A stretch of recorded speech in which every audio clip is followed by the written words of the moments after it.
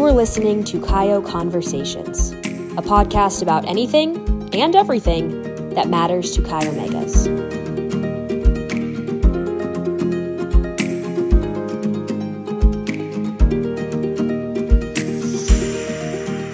Hi, everyone, and welcome to another episode of our podcast. Thank you for joining us. I'm Leslie Harrington, CEO for Chi Omega, and today we are fortunate to have Chloe Passman with us, initiate of the Mu Delta chapter at Bradley University, where she is a junior, majoring in early childhood education and currently serving as Mu Delta's Panhellenic delegate.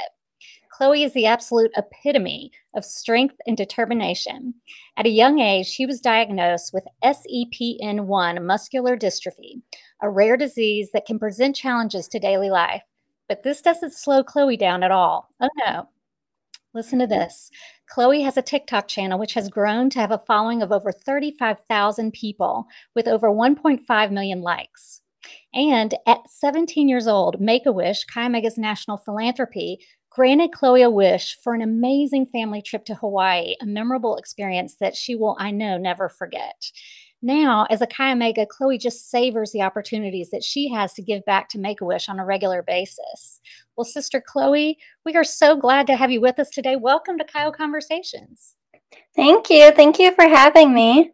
It is our pleasure. And I want to start, of course, with your Chi Omega story. So was anyone in your family in a sorority? What made you want to join? So my older sister, she was in a sorority, and I look up to her a lot. So when I saw her go through recruitment a while ago, I was like, I want to be like her one day. And so yeah, she was kind of,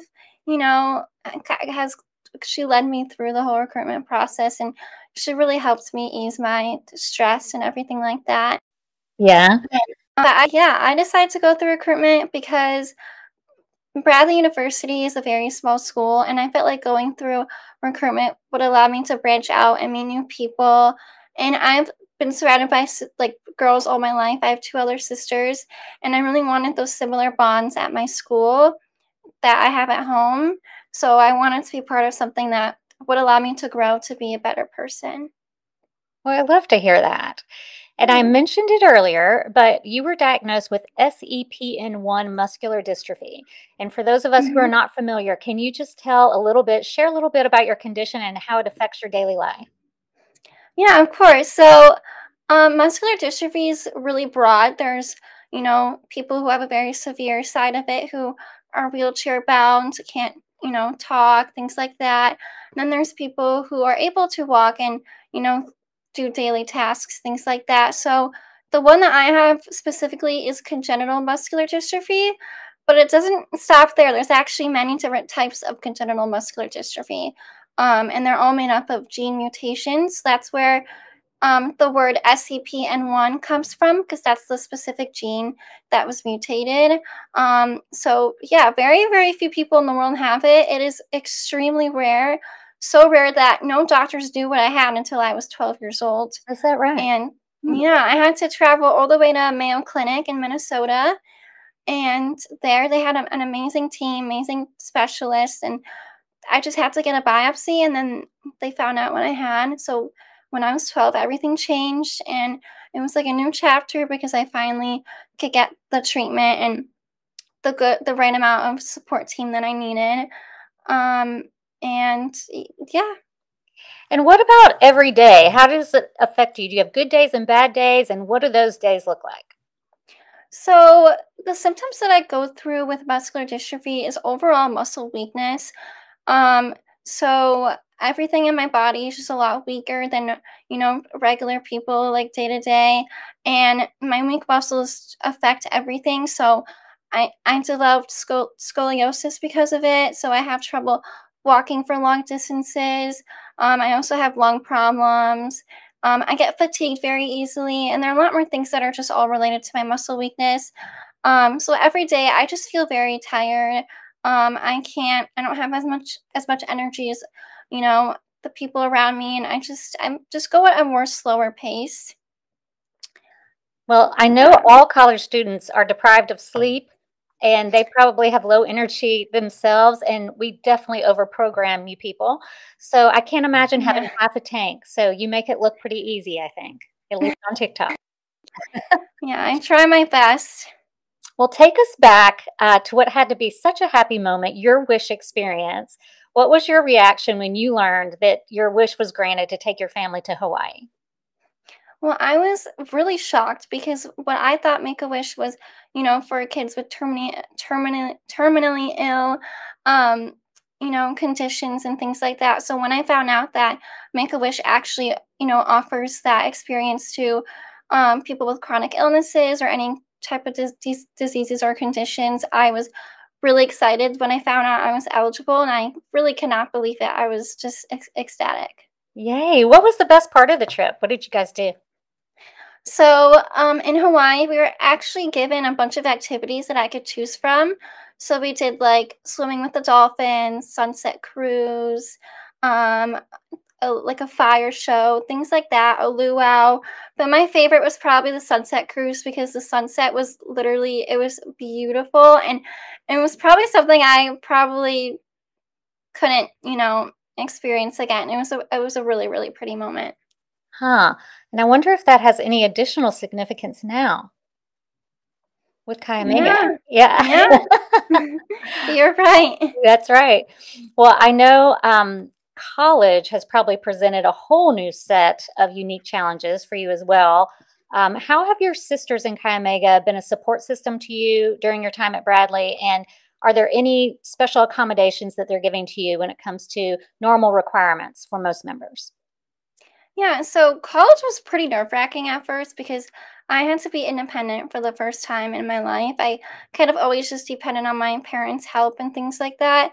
But my sisters in Chi Omega, whenever I'm stressed out, they're always there to support me when I need help with anything with school, any questions I have. They always wish me luck on tests. And also one thing that I really appreciate, which is a very like small thing to some people, but whenever I walk to class with them, they always make sure to walk at my pace because I know I can be a really slow walker, and they always just make sure I catch up with them and walk with them, and they walk with me at my pace, and I think that's really cute, and I love that for them. Um, and so yeah, Bradley University is very accommodating. I met with um, the IEP coordinator, and I was able to get a bunch of accommodations to help me through school. All my professors, they know everything about me. I tell them all my stories, and they're just very, very supporting and just are very flexible and accommodating for me. Well, it sounds like a great place for you. I'm so glad that you get to Yeah. be there. And now you and your sisters get to be wish makers yourselves. What a hmm great full circle moment that must feel like. So tell us about some of your favorite ways that Mu Delta is supporting Make-A-Wish. It is definitely a full circle moment.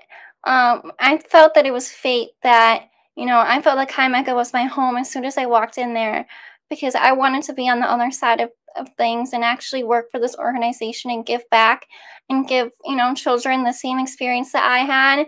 And probably my favorite event that we do is something called Waffles for Wishes. And all of our sisters, we get together in the house, we make really yummy waffles and, get all the toppings and things like that. And we promote this event to other sororities or fraternities. And just other people could just walk in and get some waffles, chit chats, brings the community together. But also, we're supporting a really good cause as well. And I really like it.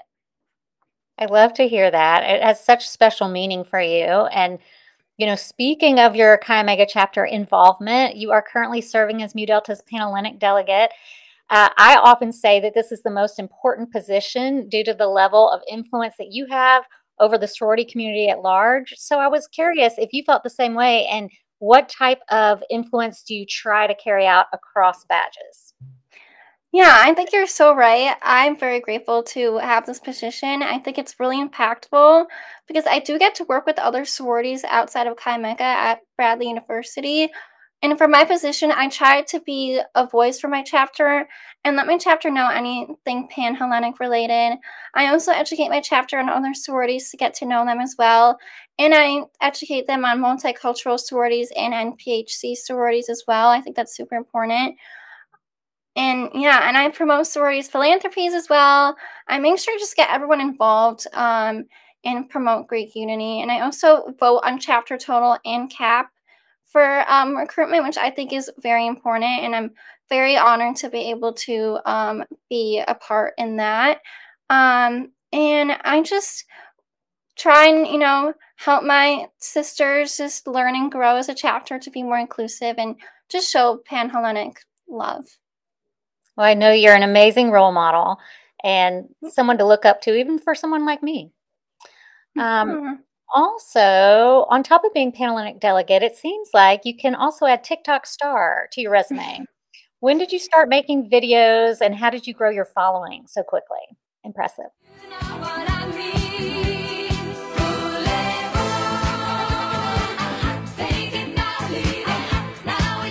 So during quarantine, actually, I've always loved making videos. It's always just something that help with my boredom. Me and my sisters are always silly and make just little videos. And during quarantine, we were all just very bored, and I started to post dances and things like that. So I was just like, why not try it? I'm really bored. I'm not a dancer at all. I don't call myself a dancer, but we just did it for fun. But I actually used to get a lot of negative attention on how I looked and just some really mean body image, like degrading comments. So I don't want to say that I got popular in the best way, but something really, really good came out of it because there was a lot of people wondering about my disease, and this actually led to me bringing awareness to it and educating my followers on such a rare disease. I was able to promote any fundraising organizations that CMD, congenital muscular dystrophy, had, and I was able to kind of just tell my followers like what this is because really no one knew. And one thing that I really cherish from my TikTok following is that I actually met one girl. It's very, interesting because, there's not that many people who have this. So there's this one girl who saw my TikTok and she was like, I think I have the same thing as you. And I was like, I cannot believe it because it is so rare to find someone, even on social media, that has SEP1 muscular dystrophy. So we actually connected and I met her, online, and we were just talking for a while, talking about, so how we have so many things to relate to and things like that. And it was just really cool to see someone that kind of looks like me and just goes through the same exact things that I do. I'm so grateful that you stuck with it. You didn't get those negative comments. They didn't get to you too bad. And you have brought awareness to it, and now you have a brand new friend. So win. Yeah, for sure. Awesome. You just radiate positivity and good energy, I have to say. So it's no surprise that you are majoring in early childhood education, hopefully going to be a teacher or something like that. What are your exact plans after graduation? Do you know? So after graduation, I hope to become a kindergarten or preschool teacher after I graduate. I love little kids, and I feel like I have such a nurturing personality that I hope I would be a good teacher. And I just want to watch them grow into their personalities and see them succeed. And I also want to work with, I want to have like a diverse classroom. And also, I really want to get a special education endorsement so that I can also work with kids with physical or learning disabilities as well. So I'm really excited.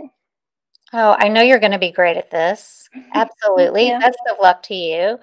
I am grateful that you have shared a little bit of your story today. Very proud of you. And I know you're just getting started. So we have a lot to watch still.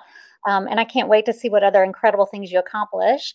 Do you have any words of wisdom or encouragement, advice that you want to share with our listeners before we let you get back to life at Mu Delta? I would just say, what you go through in life really can shape you into the person you are today. And it will help you grow as a person. I've witnessed it firsthand from my own journey and my own experience. So don't stop being yourself and be kind to others. I mean, that's all we all need to live a good life. Be kind and never stop believing in yourself, right? Yeah.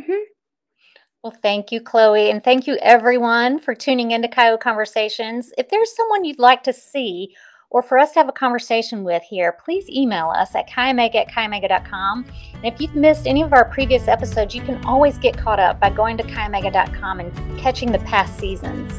And don't forget to like, comment, and follow us on social media so you can join our next Chio conversation. Thank you.